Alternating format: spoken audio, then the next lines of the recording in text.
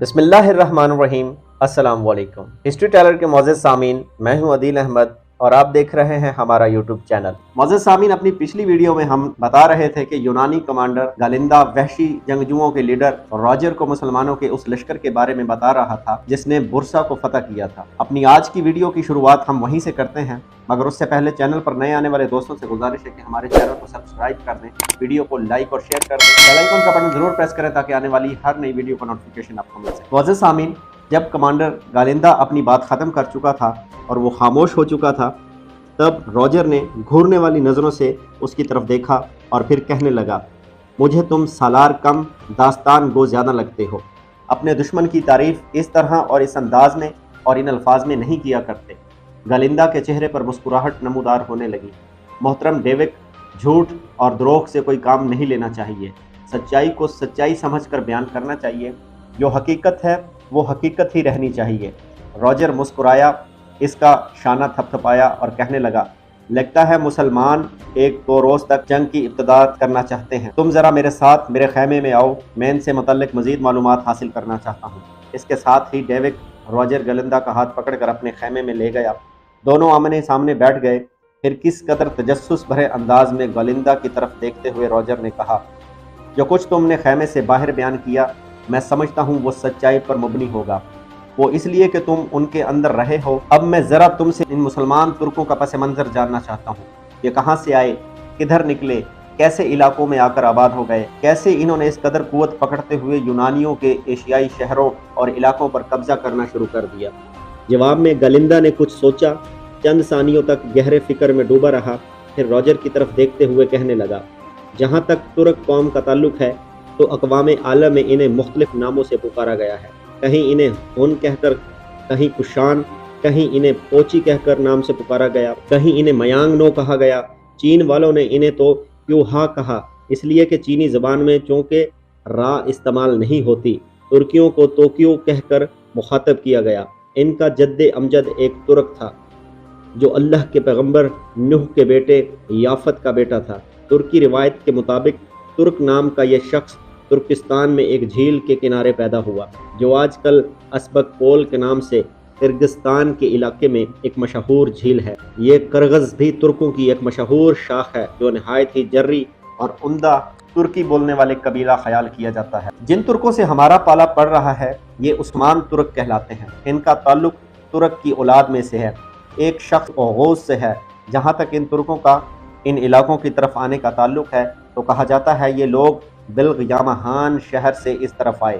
چنگیز خان کے ہاتھوں ایران کی تباہی اور اس کے پوتے ہلاکو خان کے قبضہ بغداد کے بعد ان علاقوں میں جب انتشار پیدا ہوا تو یہ ترک نقل مکانی کرنے پر مجبور ہوئے۔ اس وقت ان ترکوں کا ایک سردار بڑا جنگجو اور قوی درد رکھنے والا ایک شخص تھا۔ یہ کسی ایسے علاقے کی تلاش میں تھا جہاں کے لوگ اس کا ساتھ دے کر منگولوں کے خلاف برسر پیکار ہوں اور ان سے ان کی زیادتیوں کا انتقام لیں، پر شاید قدرت کو ایسا منظور نہیں تھا، اس لیے کہ سفر کے دوران جب یہ لوگ دریائے فرات کے کنارے آئے تو فرات پہنچنے کے بعد راستے کا صحیح اندازہ نہ ہو سکا۔ سلیمان شاہ نے اپنے گھوڑے کو دریا میں ڈال دیا اور گھوڑے کے بدکنے اور بھڑکنے کے باعث سلیمان شاہ دریا میں غرق ہو کر ختم ہو گیا۔ سلیمان شاہ کی وفات کو ترک قبائل سرداروں نے بدشگونی سے تعبیر کیا، چنانچہ سلیمان شاہ کی میت میں سفر کرنے والے ان ترکوں میں کچھ اختلافات پیدا ہو گئے۔ سلیمان شاہ کے 3 بیٹے تھے، ایک دریائے فرات کو عبور کرنے کے بعد قلعہ میں آباد ہو گیا، دوسرا بیٹا شام میں بس گیا، تیسرا بیٹا جس کا نام ارطغرل تھا وہ اناتولیا کے میدانوں کی طرف بڑھ گیا۔ کہا جاتا ہے کہ یہی ارطغرل جب اپنے قبیلے کے آدمیوں کے ساتھ نئے علاقوں میں آباد ہونے کے لیے جا رہا تھا تو اس نے دیکھا راستے میں 2 لشکر ایک دوسرے سے برسر پیکار تھے۔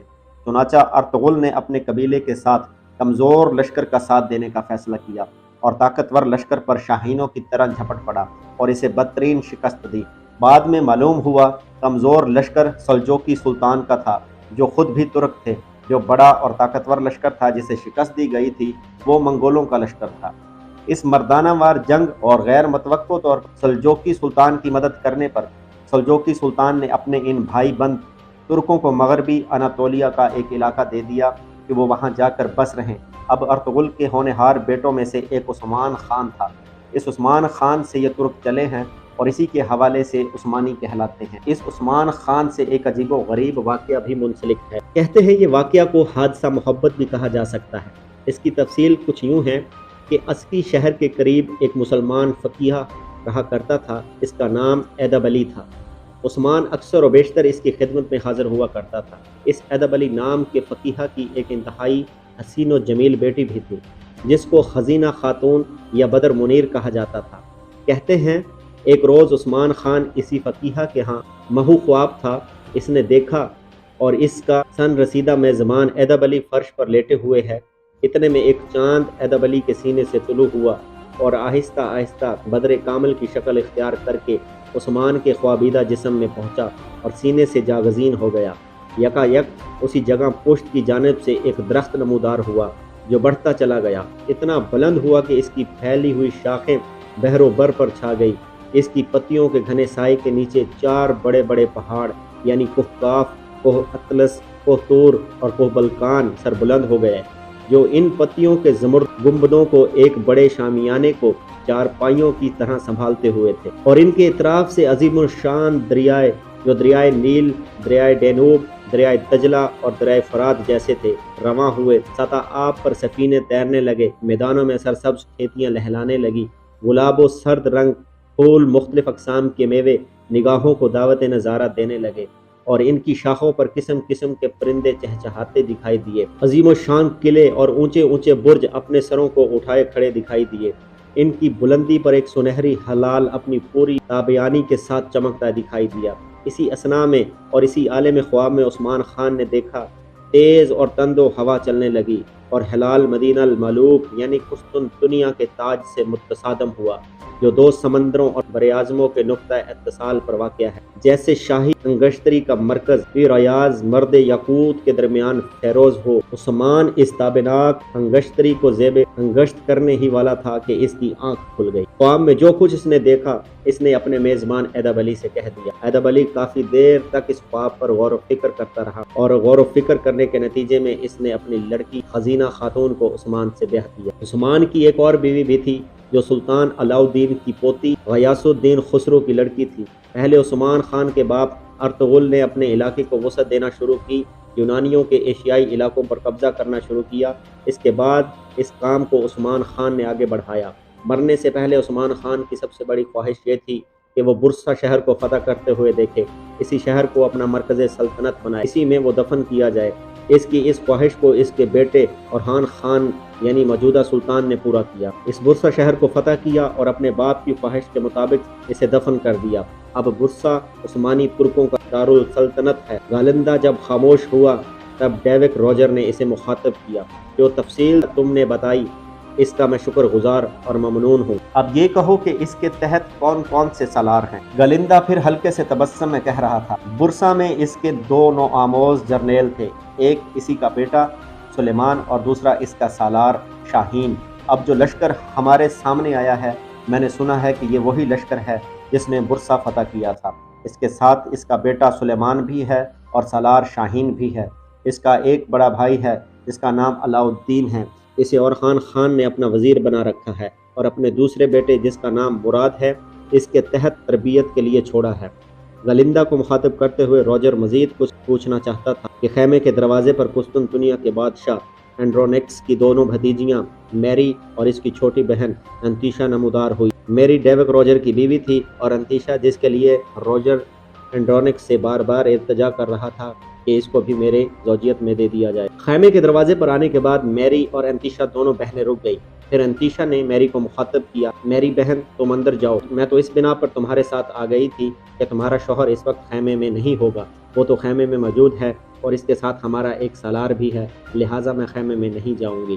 اس کی یہ گفتگو روجر نے بھی سن لی تھی۔ اس پر وہ اٹھ کھڑا ہوا اور اپنی بیوی میری کی طرف دیکھتے ہوئے کہنے لگا، تم دونوں بہنیں اندر آ جاؤ، میں اپنے سالار کے ساتھ باہر جا رہا ہوں۔ اس کے ساتھ ہی روجر اٹھ کھڑا ہوا اور اس کی طرف دیکھتے ہوئے گالندہ بھی اٹھ کھڑا ہوا۔ دونوں ایک دوسرے کی طرف دیکھتے ہوئے باہر نکل گئے۔ ان کے جانے کے بعد میری اور اس کی بہن انتیشا خیمے میں داخل ہوئی تھی۔ دونوں انہی نشستوں پر بیٹھی جس سے روجر اور گالندہ اٹھ کر گئے تھے۔ تھوڑی دیر تک خیمے میں خاموشی رہی۔ اس کے بعد انتیشا نے اپنی بہن میری کو مخاطب کرتے ہوئے کہنا شروع کیا، मेरी बहन तो अपने शौहर रॉजर को क्यों नहीं समझाती, वो क्यों ताया बाबा के पीछे पड़ा हुआ है कि मैं इसके निकाह में दे दी जाऊं। ये कैसे मुमकिन है हम दोनों बहनें एक ही शख्स के निकाह में आ जाएं।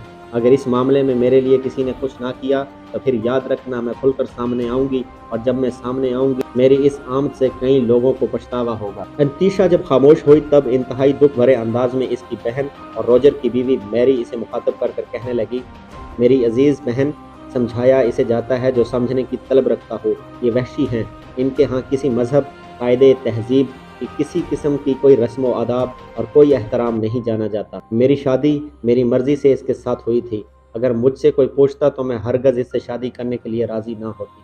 ये सारे फैसले हमारे चचा के हैं। चचा चचा होता है, बाप बाप होता है। मुसलमानों के खिलाफ काम करने के लिए चचा ने मुझे इसके पल्ले बांध दिया और मैं चुप करके बंध गई। हमारे माँ बाप होते तो इनके सामने हम अपनी ज़ुबानें खोलते, वो हमारी बात सुनते। चचा के सामने हम अपनी पसंद का इजहार करती हैं। याद रखना, चचा खुलकर हमारे खिलाफ हो जाएंगे, और जिस दिन ये हमारे खिलाफ हो गया उस दिन दुनिया की सल्तनत में रहना हमारे लिए मुहाल हो जाएगा। जहाँ तक रॉजर का ताल्लुक है, वो खुद भी और जो लोग हज़ारों की तादाद में मुसलमानों के खिलाफ जंग करने के लिए आए हैं, सब वहशी हैं। इनके यहाँ कोई कानून कायदा काम नहीं करता, ना इनकी मर्जी, इनकी ख्वाहिश, इनकी धौंस ना ही कानून का दर्जा रखती है। लिहाजा मेरी बहन, मैं तुम्हारी कोई मदद नहीं कर सकती। अगर मैंने कुछ करने की कोशिश की तो याद रखना मैं भी ज़ेरे अताब आ जाऊंगी। मौजूद सामीन, अपनी आज की वीडियो का अख्ताम यहीं पे करते हैं। इंशाल्लाह अपनी नेक्स्ट वीडियो की शुरुआत हम यहीं से करेंगे। अगर आज की वीडियो आपको अच्छी लगी हो तो हमारे चैनल को सब्सक्राइब कर दें, वीडियो को लाइक और शेयर कर दें, बेल आइकन को बटन जरूर प्रेस कीजिएगा ताकि ऐसी आने वाली हर नई वीडियो का नोटिफिकेशन आपको मिल सके। मिलते हैं नेक्स्ट वीडियो में। अल्लाह हाफिज़।